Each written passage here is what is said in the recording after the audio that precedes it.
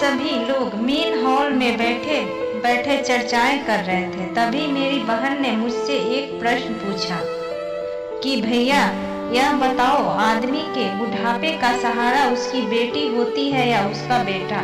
मैंने कहा, बहन, यह प्रश्न ना करो तो ही अच्छा, क्योंकि इससे कोई तो खुश होगा, किसी को दुख होगा। तो अन्य सभी लोग जिद करने लगे, नहीं नहीं, यह बात तो बतानी ही पड़ेगी, वह भी विस्तार से।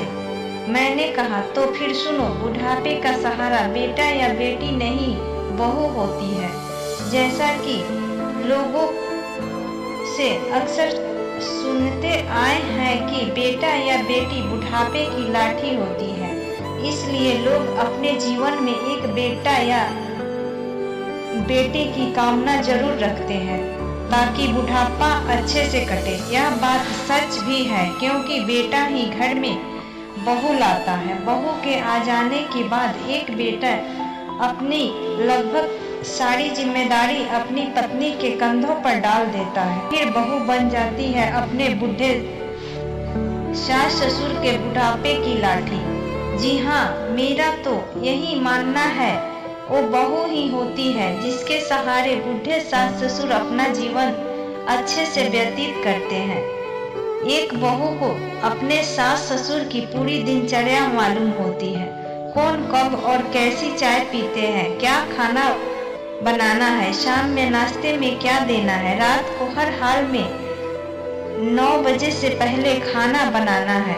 अगर सास ससुर बीमार पड़ जाए तो पूरे मन या बेमन से बहू ही देखभाल करती है।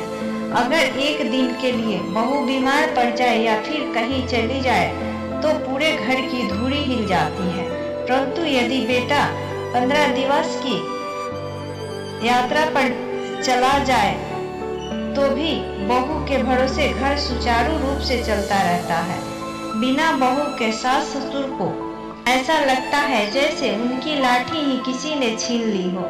वे चाय नाश्ते से लेकर खाना के लिए छटपटा जाएंगे।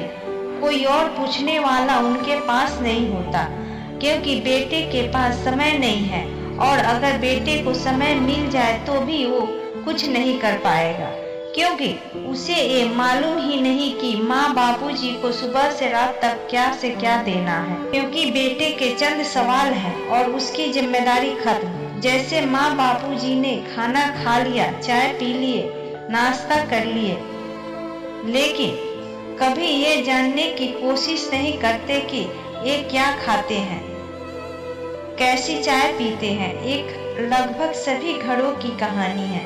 मैंने तो अधिकतर ऐसी बहुएं देखी है जो अपनी सास की बीमारी में तन मन से सेवा करती है। इसलिए मेरा मानना है कि बहू होती है बुढ़ापे की असली लाठी। लेकिन एक बात और सच है कि आप में भी अक्ल होनी चाहिए कि हर वक्त मेरा राजा बेटा, मेरी रानी बेटी की रट छोड़ मेरी अच्छी बहू रानी की रट भी लगानी चाहिए। अतः अपनी बहू में सिर्फ कमियां न ढूंढे, उसकी अच्छाइयों की कद्र करें।